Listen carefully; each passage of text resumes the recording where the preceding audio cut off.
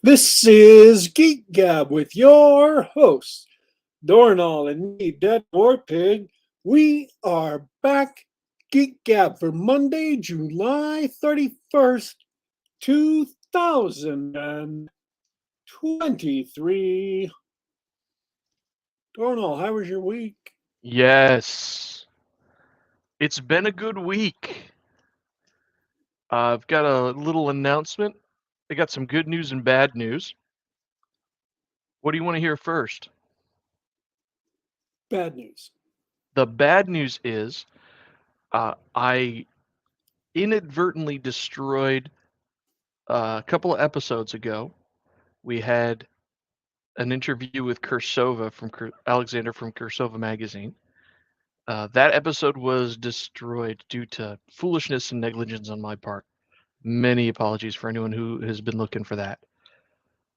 But it turns out that clipping and cutting a video clip mean two different things, and they mean the opposite. So, and before you ask, you and everybody in the peanut gallery, no, I didn't make a local backup first. I don't even have an excuse. I mean, sorry about that, guys. So that was our technical difficulties for hopefully the year. Let's just stop there. The Okay. good news is that Kursova's project, The Mighty Sons of Hercules, that I believe just ended right now at 9 p.m. Central, and that's funded.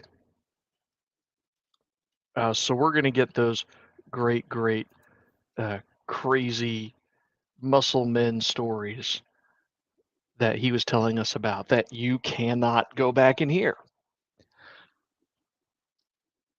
I put the link in the chat again, and I can put it in the bio later for this episode.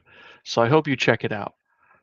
Um, the book, as I said, you can't check out the episode anymore. C'est la vie. This is actually the first episode we've lost. Yeah, it is. I mean, thanks. I'm going to say thanks mostly to your diligent backups. You are the most diligent person I know when it comes to backing up all your media and files. I imagine you've learned this lesson the hard way in the past. Yes, several times. Well, and I just feel awful because it wasn't a song or a movie or something like that. It was something that we enjoy to do, and now we can't share that with everybody, but we'll make it through somehow. I've also learned that you can have three backup strategies, and weird circumstances can arise where there's a hole that appears between those three backup strategies for whatever reason, and something will be existing in that hole so that it's not copied to any of those three yet. It's Ooh. scheduled to be, but it won't be copied to any of those three yet. And then something will happen to wipe that out. Yes, I've had that happen. You would. Uh, you're the unlucky one of the two of us, I think. I have faced my share of hardships in life. Well, That's what I'll say. I must say that's what I've got going on this week. I don't have much else exciting going on. You have nothing to talk about? Well, I mean, Dungeons and Dragons is always on my mind. uh, what what shall I say about that? The Brosar is still fun. It's the most interesting discussion I've seen ever happen in the RPG space. Um, and And the discussion just keeps expanding. because of the consistency, I think it's the consistency with which the people of the Brosar talk about just the rules in the game and what happens in all these session reports. New people keep filtering through, and some of them stop and they say, hey, this is interesting, let me try that. Everybody who does so, everybody who says, wow, these are interesting techniques in a role playing game, I want to try them out, love it because the effects are reproducible. These guys know what they're talking about. In particular, there's a guy going by the moniker The Curator, I believe. He's one of these guys, new to, I think he's new to game mastering. So he says, all right, not new to game mastering. He says he's tried all sorts of different techniques. And after playing a little bit of AD&D, rules is written, he decided that, he liked a lot of that stuff. So I'm going to try one of these big fancy campaigns that you guys are talking about. Right. And so he started an Oriental Adventures game, and he sort of mimicked what a lot of the Brosar guys were doing and said, okay, well, I'm going to set up a Discord server, and here's the kind of game I'm going to run, and I'm looking for people who might be interested to play. I'm looking for people who might be interested in playing patrons, or if you're not familiar with patrons, faction leaders. Like I want to lead the samurai, I want to lead the ogres, whatever. I hope that makes sense. And in something like 2 days, he had 50 people on the Discord server, and there's just so much excitement around it. Hey, if you like your, you know, 3 to 6 guys hanging around online every week, your buddies, your pals, and you play, and you enjoy each other's company, and sometimes you can't play because someone's not there, keep on going. But if you want to have a big, exciting, get as many people as possible in on it, right? These techniques are proven to work. And once you have that sort of open world, that living world game, right, that you get by having one-to-one time and sticking to the rules that are in the book, you can adapt to multiple game masters.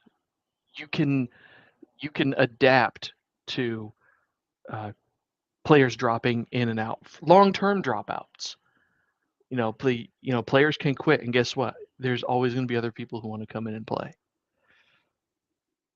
It's cool. It's fun stuff, and I can say that, right? I can say that because I've been playing in it. I'm playing in the Trolopulus campaign. It's crazy how effective these techniques are. We've had people and I'm not going to go into details, but we've had people say, because of the multiple DM situation, oh, I don't like this, I don't like so and so the DM, I don't like this guy's DM, right? So, but I stick around because the game is so entertaining. Some people only show up for certain weeks, right? When one DM's going, at least to start. This is all these knock-on effects. So cool. I'm rambling. Save me. So I'm just saying that I had a very, very successful campaign back in the 90s that looking in looking at it in retrospect, I wish I had had some of the. It was not an AD&D campaign. It wasn't a D&D campaign at all. I just wish I had the techniques from the Broasar because they clearly would have made that game much, much better. And in fact, after I spent like literally 15 years playing and thinking of ways of revising this game and improving this game, I stumbled on some of the same ideas that were in AD&D independently.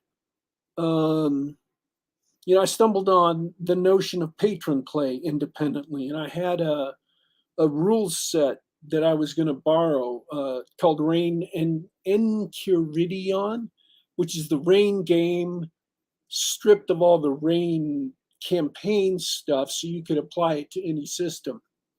That I was going to use for faction play because I thought that was uh, great for high level characters. I said, when you become a high level character in this world, what you really need to do is move up into a leadership role. You really need to move up and become leaders of some of these groups instead of just getting hired by them or getting adventure, uh, you know, leads from them or clues or whatever.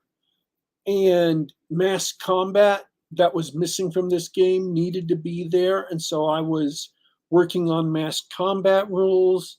Um, the one thing I never thought of that I think would have made the game so much better was training time and one-to-one time uh, between downtime.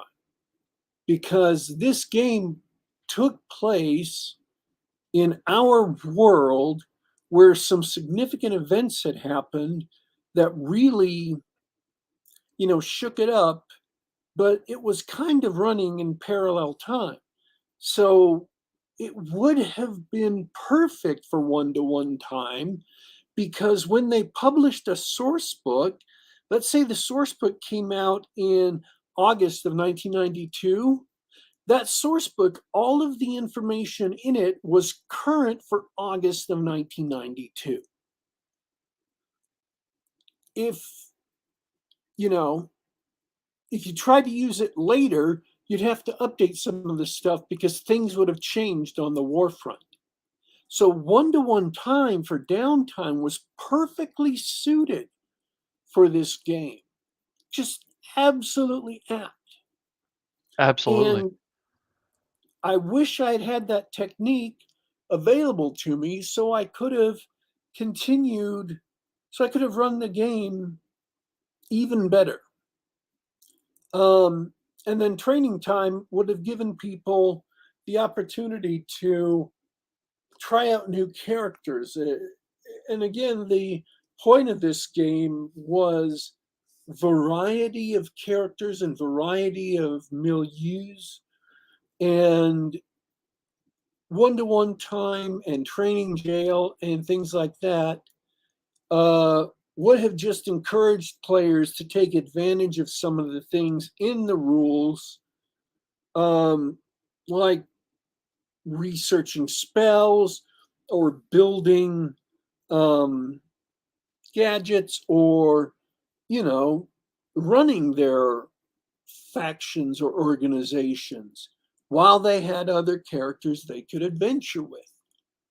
Just looking back on it all, there were things that I had thought of independently and were trying to implement. And there were things that I never thought of. And the most crucial one that I never thought of was training time and one-to-one time. Brilliant stuff. And yeah, I wish I had. That would have made the game so much better. And that's one of the thrust of one of the lessons that we learned from uh,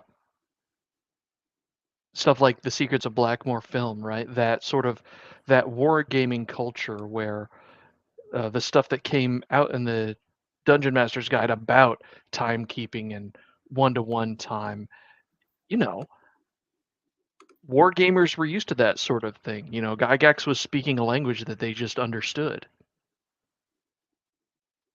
Yeah, everybody used some variety of one-to-one time, or 7-to-1 time, or 2-to-1 time, or whatever. And so it was definitely um, just an assumed part of the rules. Gygax never imagined that he would have to explain it to people playing D&D. He didn't foresee the explosion in the 1980s of school kids picking it up all around the country, or heavy metal bands just playing it after their gigs.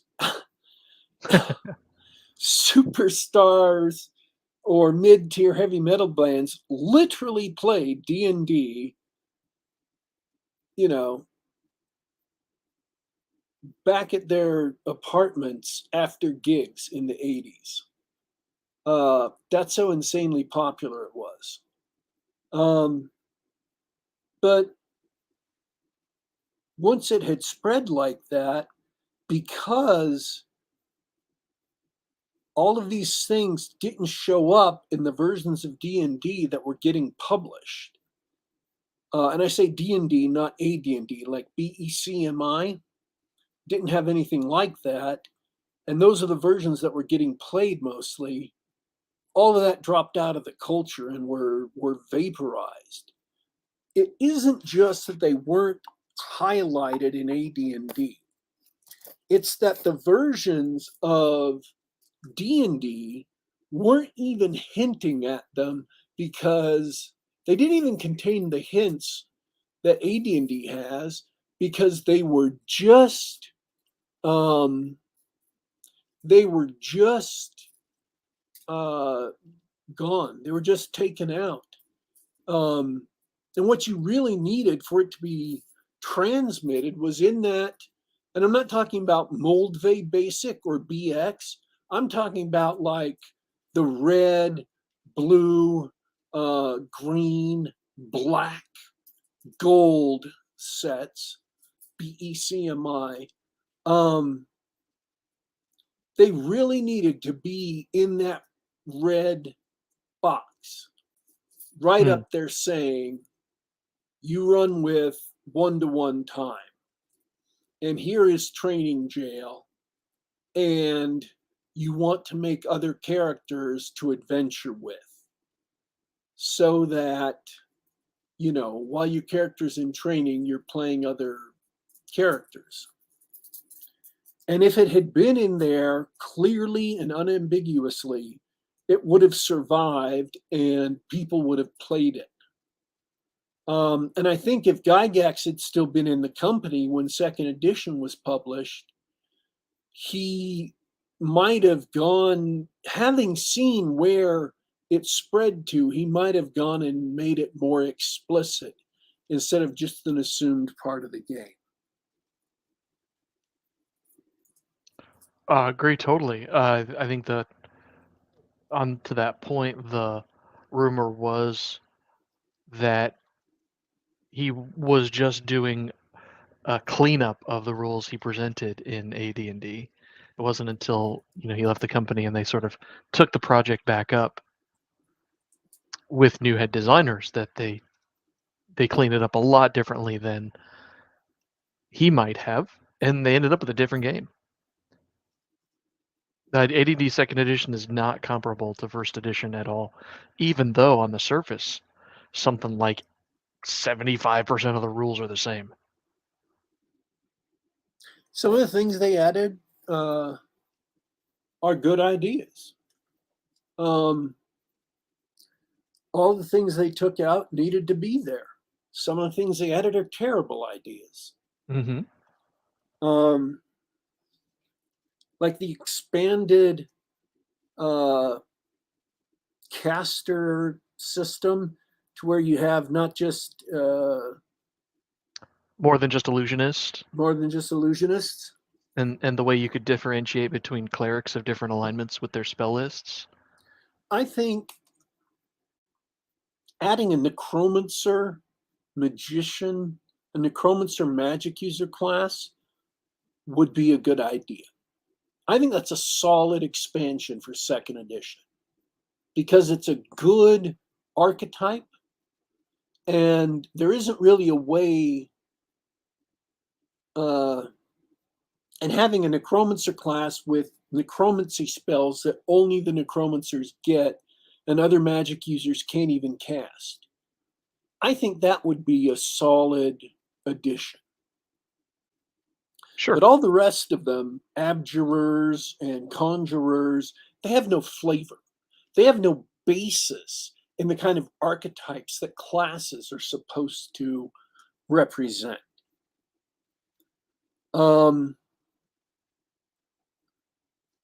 But then again, I'm also the one who thinks that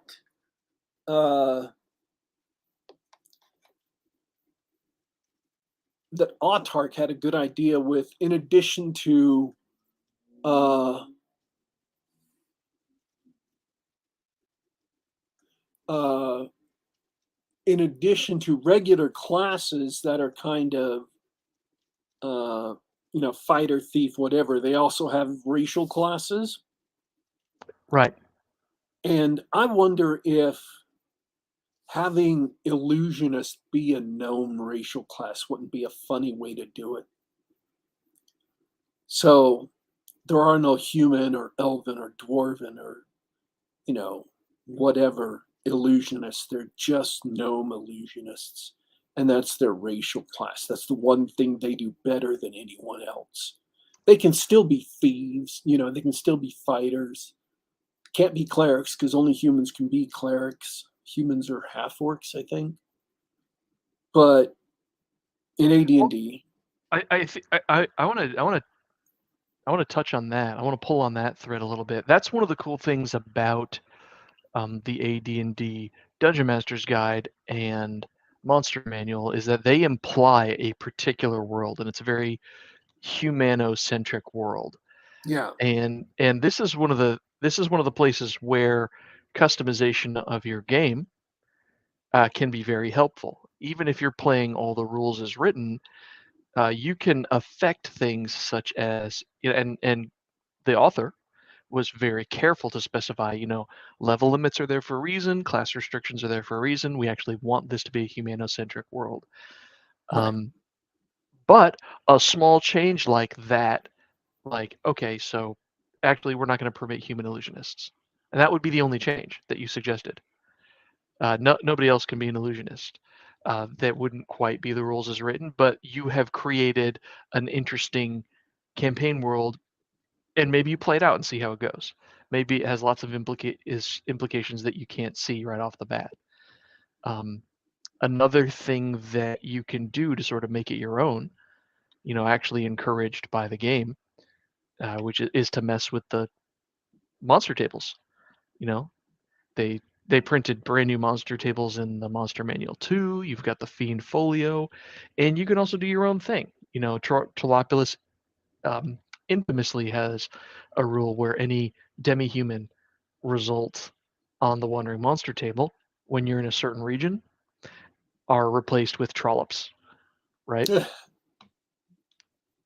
If you're in and around Machador and Trollopulus itself, you won't find demi-humans wandering around. You'll only find trollops.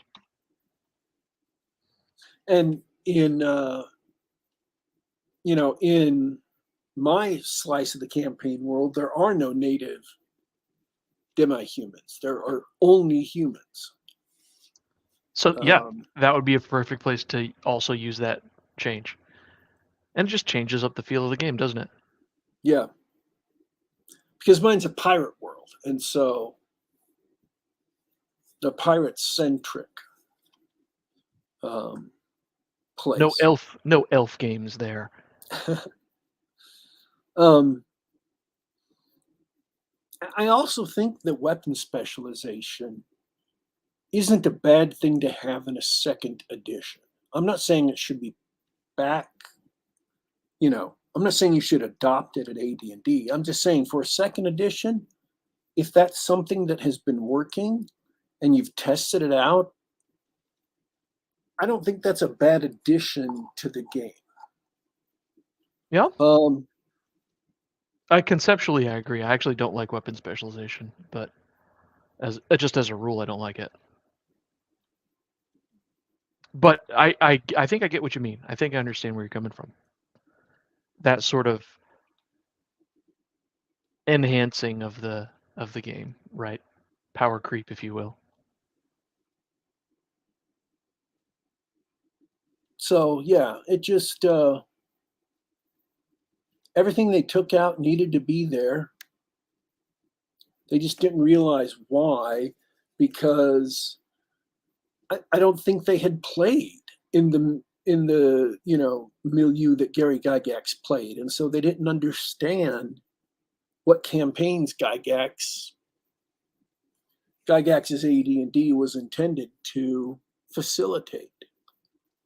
Um, and that's not even going over the insanity of having a D&D and AD&D be two completely incompatible systems, or two largely incompatible systems. If you're going to have, or the added insanity of basic Dungeons and Dragons growing into a game that was almost as complicated as AD&D.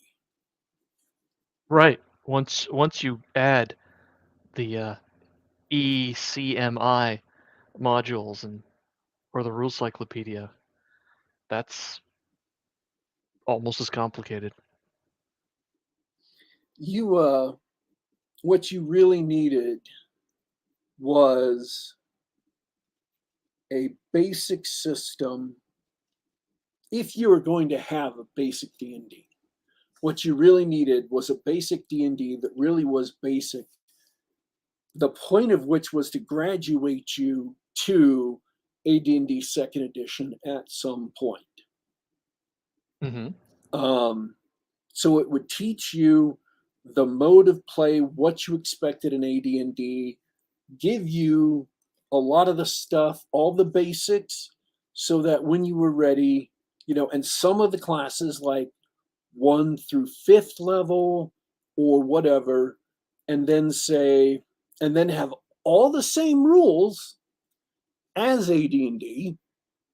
Spell acquisition is the same, spell books are the same, combat initiative is the same, weapons are the same, armor class tables is the same. AD&D starts from 10 and goes up. D&D started from 9 and went up. That. Yep. So you just needed to have them be the same game. But if people weren't able, and then AD&D, you could jump in at first level and go if you were comfortable with, running all those rules. But just don't have them be two separate games that are nearly as complicated, and have your company be selling two games that are called AD&D or called Dungeons and Dragons.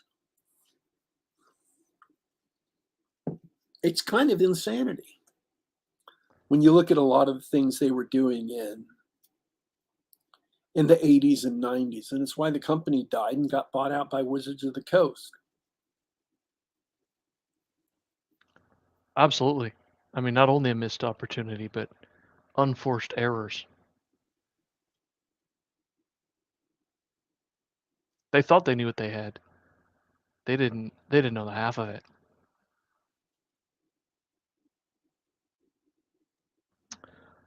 Well, anyway, I think we've about run that one out. Yeah, I'm over my depression again. Sounds good.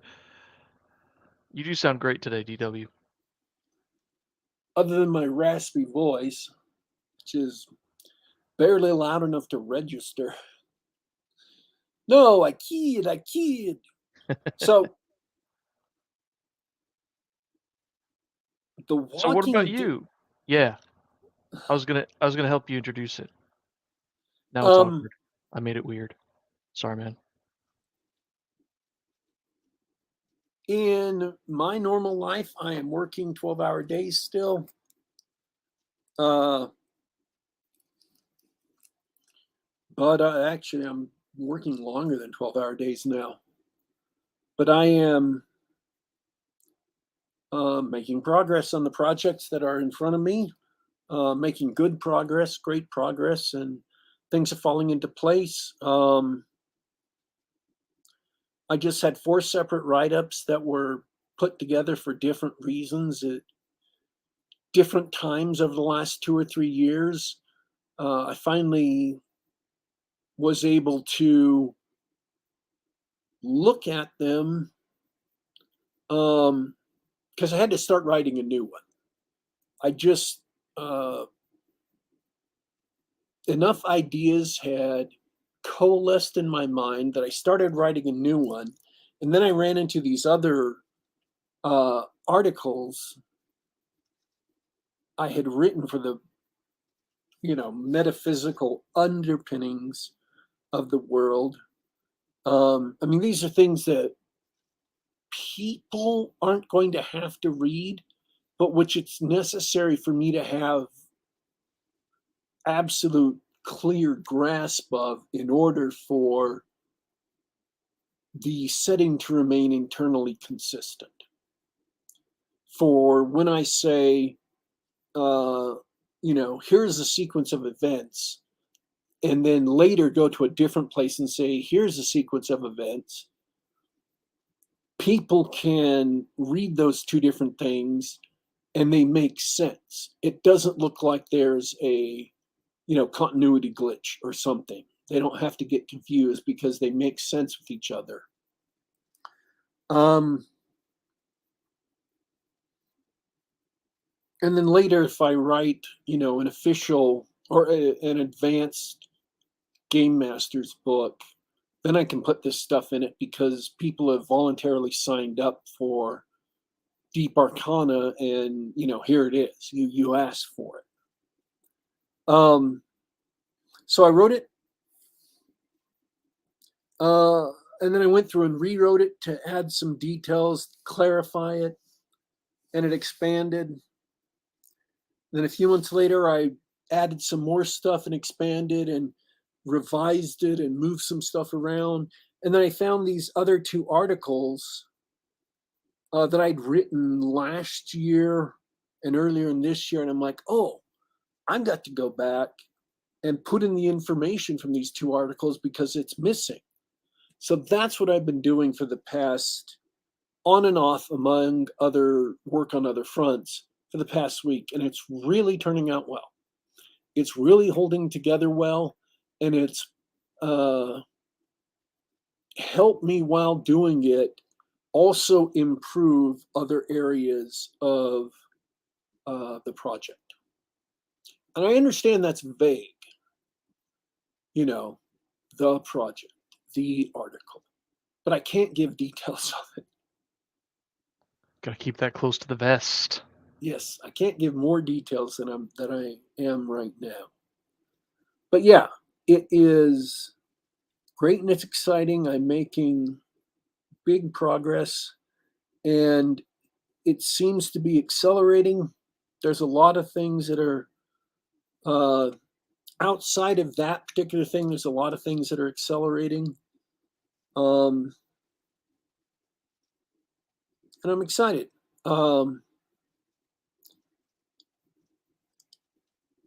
I've been working on this project for a very long time, and when I can let out more information or make announcements or whatever, I would be more than happy to do so. Well, I'm happy for you. It sounds awesome. So that's what I was doing right before the show. I was doing that up until like 7:14, and I realized, oh, I've got to get ready for the show. Yep.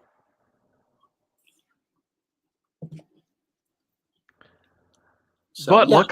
luckily you were already prepared to be prepared. I don't know how we put that. Yes.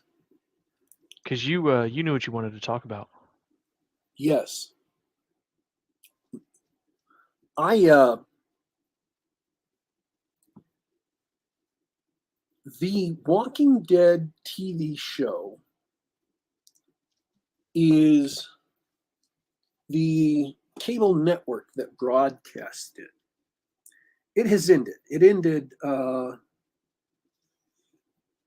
earlier this year or last year. It ended last year, I think. And ever since it ended, it was a major hit for AMC. And ever since it ended,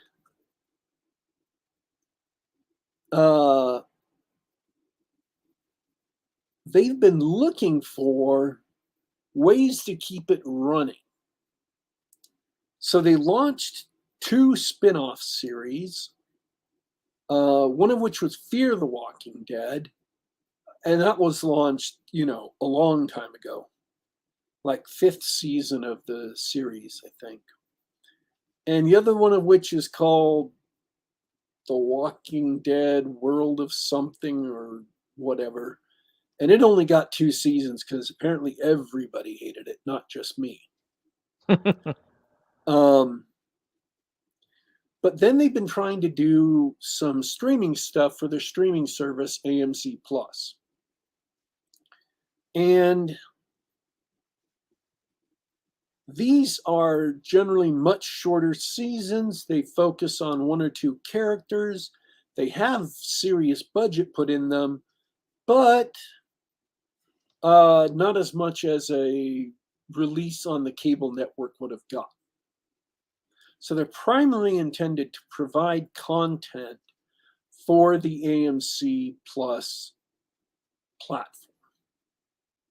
Okay. And one of those is The Walking Dead Dead City. Now, what they did with The Walking Dead Dead City is they took 2 of the audience's absolute favorite characters and put them at the center of the show. That's weird. Writers and showrunners don't usually have good ideas like that. What gives? Now, this season, and the first season just got done, it only had 6 episodes. So you can see where having a big budget per episode, but only having 6 episodes provides kind of a punch. And then they'll see how it does and make the next season. The 2, kind of starring characters are Negan and Maggie. And Negan's the big guy who used to carry a baseball bat with barbed wire wrapped around it. Even I know who that guy is. And Maggie is also called the Widow. She was married to a character everybody loved that they stupidly killed off at the beginning of one season or the end of one season, leading into the beginning of another. They actually had Negan kill him very brutally, and I can't remember his name right now.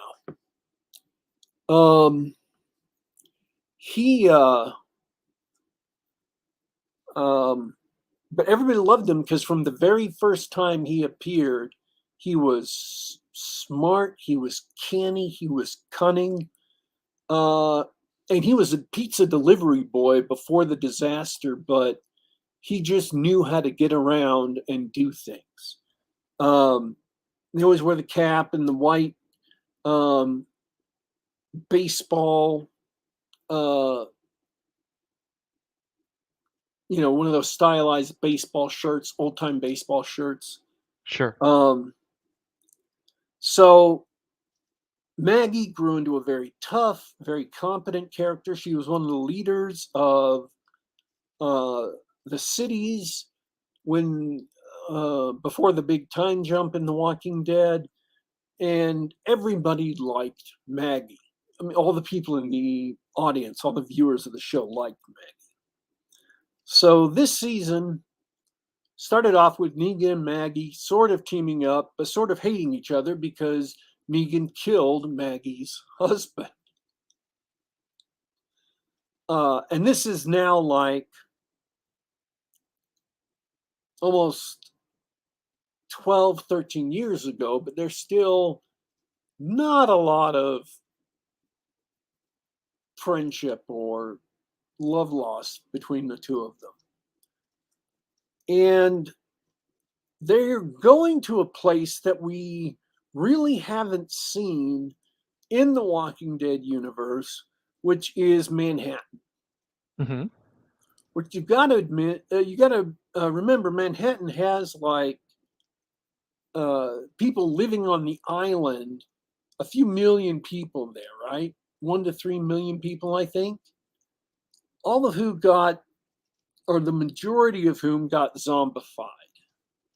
So it is absolutely stacked wall to wall with zombies, and one of the most dangerous places on the planet. They're going there because Maggie's son, from her past husband, has been kidnapped, and she has come and asked Negan to help her get into the island and get him off. Because supposedly the guy who kidnapped him, Negan knows. And he can help get in, get the kid, and get out. And that's a setup for the series. It's actually a pretty simple setup. Simple, straightforward. And then you go on to the island where all the zombies are, and you find out that there are survivors there, but that it's really difficult to survive. And they've worked out ways to stay off the ground floors because that's where the zombies are, and out of buildings where the zombies have infested them. And they've rigged zip lines between buildings to get between buildings. And in some places, they've got walkways they've set up between windows. And in other places, they just jump to get from rooftop to rooftop. They did a great job of showing Manhattan. That's been 15 years now since this zombie outbreak took over the world. What were you going to say? Outbreak. Yeah. Since it took over the world, zombie pandemic, zombie apocalypse, zombie outbreak took over the world. And they come up with a lot of really interesting twists on the zombie formula that I haven't seen before, that I think we're going to see people stealing in the future. And I'm not going to give those away because it is actually spoilers for later episodes in the show. So right off quick, I want to say I enjoyed it. I like The Walking Dead. I like zombie media. I am not sick of zombies. And I enjoyed the show. It was worth watching. So there was a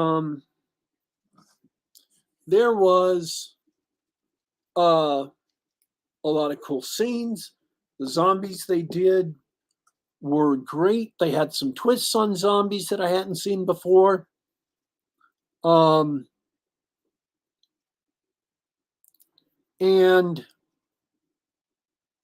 they had some additional characters involved with Negan and Maggie, who are not survivors on the island, who are not people that they were there to, get back the son from, that had interesting reasons to be on the island, that were involved with the main characters. And those storylines tended to play out well. So yeah, they had human drama, which is a hallmark of the Walking Dead series. Um, they had cool zombie fights, cool running from zombies or running into zombies to accomplish some things. Uh, Having to negotiate their way around survivor communities who didn't trust them. And the bad guys were kind of interesting. Uh, Dislikes about the show, I think they were a little bit too willing to end relationships with secondary characters by killing off the secondary characters.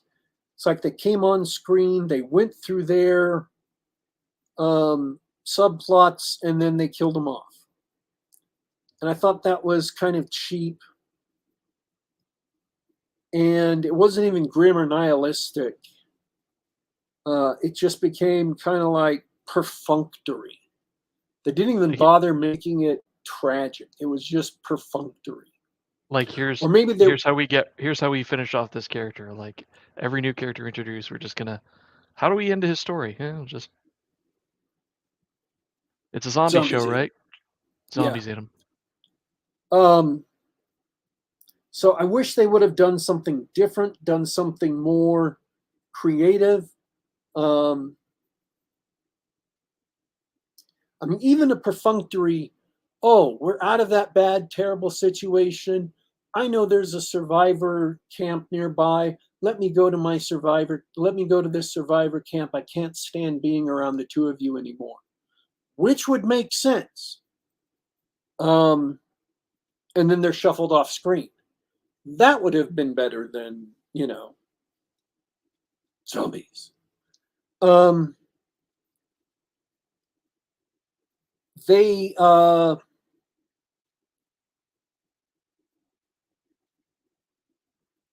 I'm trying to remember what my other annoyance was. It wasn't huge. That was the main one.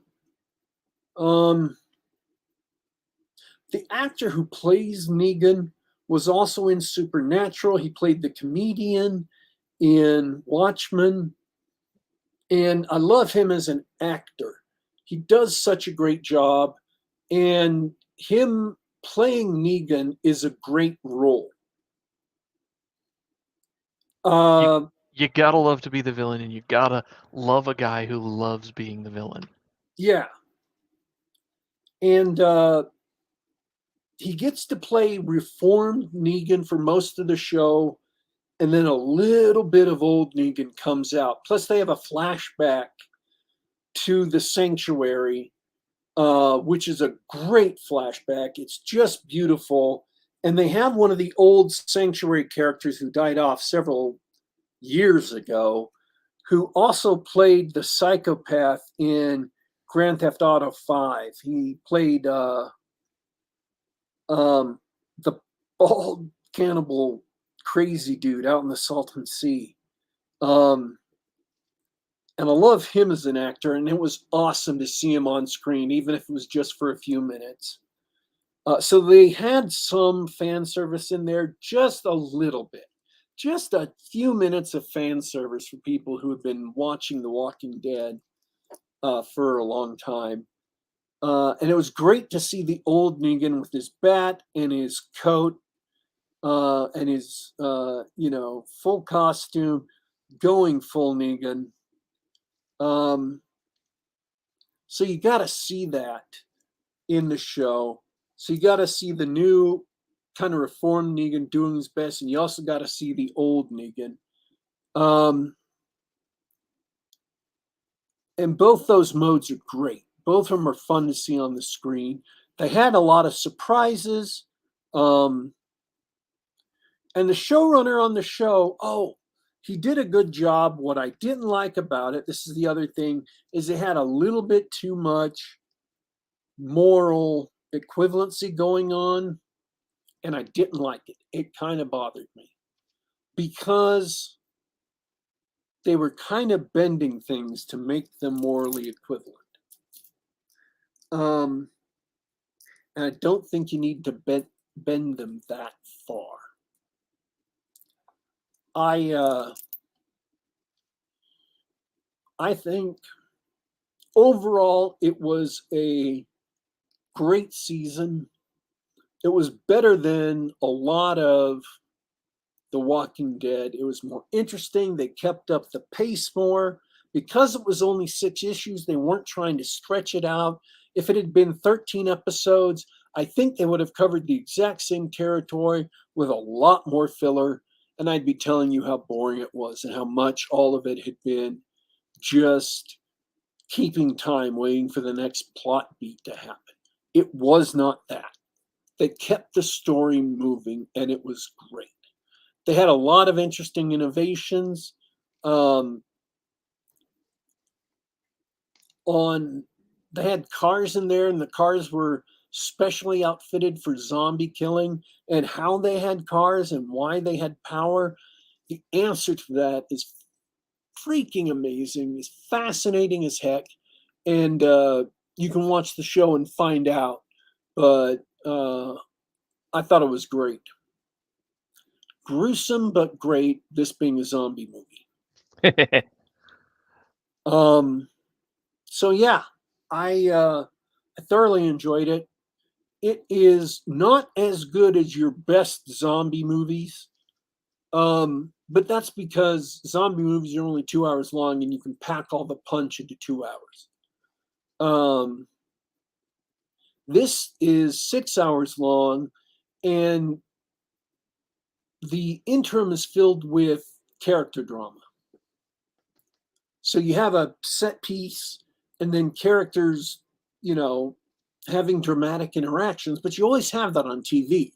It's a TV thing. That's why movies are generally better than TV, unless the drama is exceptionally good, like in, say, Breaking Bad. Because, in case it isn't obvious, because they don't have any money and it's cheap to make a show that's about 3 characters in 2 different locations talking out their conflicts. Right. Although this show had lots of different locations and lots of different characters. Like I said, they had big budgets for each of the episodes, which meant they just didn't have as much episodes, which meant they didn't have the filler that you get from a Netflix show. Oh, that's outstanding. Most of your Netflix shows. That's outstanding because we've reviewed a number of streaming shows on all of the different services, and despite the just pallets of cash these companies are burning per episode, they're just not very good. It's good to hear that they have actually put together something good with that kind of budget in sort of like a mini series format. Yeah. So I'd give it an 8 out of 10. High praise. Is that 8 out of 10 in the zombie show category, or 8 out of 10 like seriously top 20% of TV shows you've ever seen? I'm not rating it against everything I've ever seen. I'm rating it as a TV show taken by itself. It's an 8 out of 10. Fantastic. So there are shows above it, like Breaking Bad or anything from the 80s. Everything from the 80s, even the bad ones. Maybe not. But yeah, I'd say it's an 8 out of 10. If you like zombie shows, that'd bump it out to like a 9.5 out of 10. And frankly, you've probably watched it already. Could be. It's brand new. It just came out like 6 weeks ago. But yeah, it was well worth 6 hours of my time to watch, and it was enjoyable. I liked it. Good stuff. Which is something I can't say for every season of The Walking Dead. Now, I've got one more question for you. Sure. I have only seen one episode of The Walking Dead. It's the very first episode. And we even talked about it on the show about, wow, that's great. What a great zombie show. But it didn't, I had no desire to watch the rest of it, and I didn't. So, knowing that about me, would I enjoy it? I this is not a movie that, or this is not a TV series that is likely to interest you. Is that because it has a lot to do with the characters and previous events that I wouldn't know anything about? Yeah, it really does. I mean, this is part of a larger continuity, and it does depend in part on you knowing and liking Negan and Maggie. Got it. So if you know nothing about the Walking Dead universe, I mean, this might be like a 7 or a 6.5. It's still good. I don't want to make it seem like it's bad. Like I might want to just go get up and pour a drink or make some popcorn or do something during some of those character drama scenes. Yeah, because, eh, yeah. I mean, you really, really don't like zombie Uh, flicks. no, I guess I don't have any antipathy towards them. They just don't float my boat. I I mean, really liked the the Day of the Dead remake, Dawn of the Dead rather. I liked Dawn of the Dead. Zombieland was really funny. I really liked Zombieland, but no, I don't really dig them. I don't seek them out. you like Train to Busan.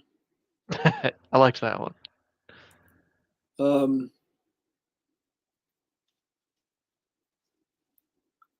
and that's it. That's the only zombie things I can remember you like. That's So fair. no, I just based on the concept of the show, just because it's a zombie show, I don't think you would enjoy this.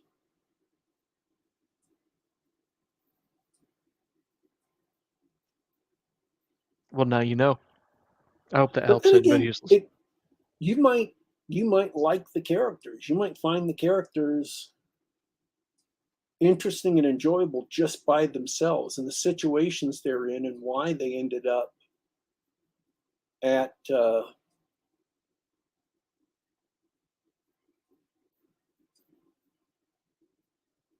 why they ended up in Manhattan and what happened to get them there and what's going on. You might actually like the characters.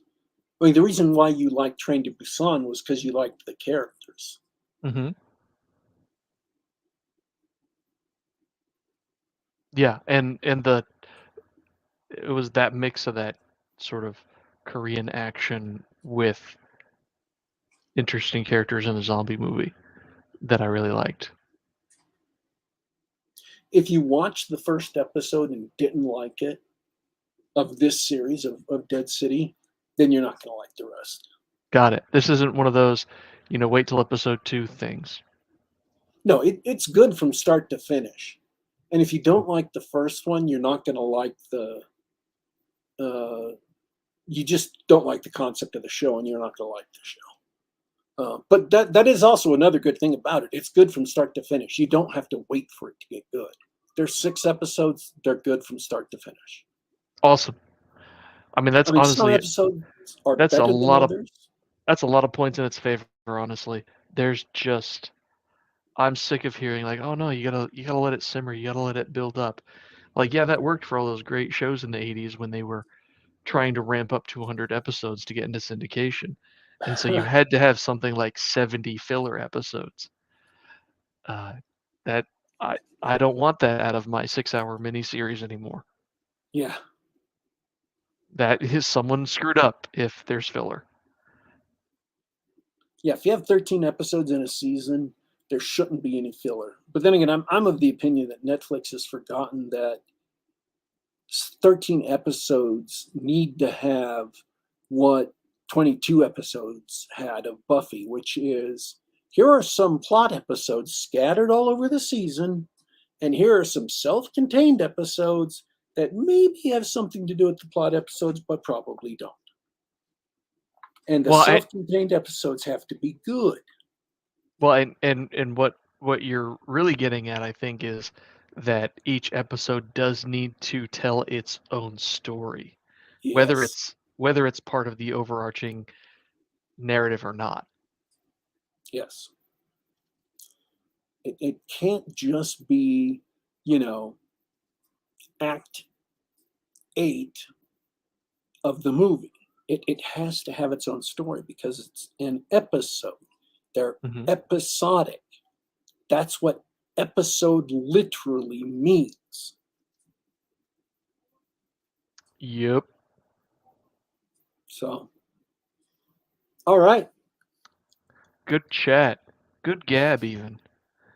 Um, I love talking about that stuff. I'm glad to hear you're excited about the show and your project. It's great to talk D&D as usual.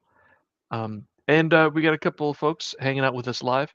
That's really cool. I hope more people pick up on this new time slot because it's better for me and it's better for Warpig, so it should be better for you too. Um, I'm currently watching the second season of Strange New Worlds. It just came out. So it's possible I'll have that done for next week. That sounds great.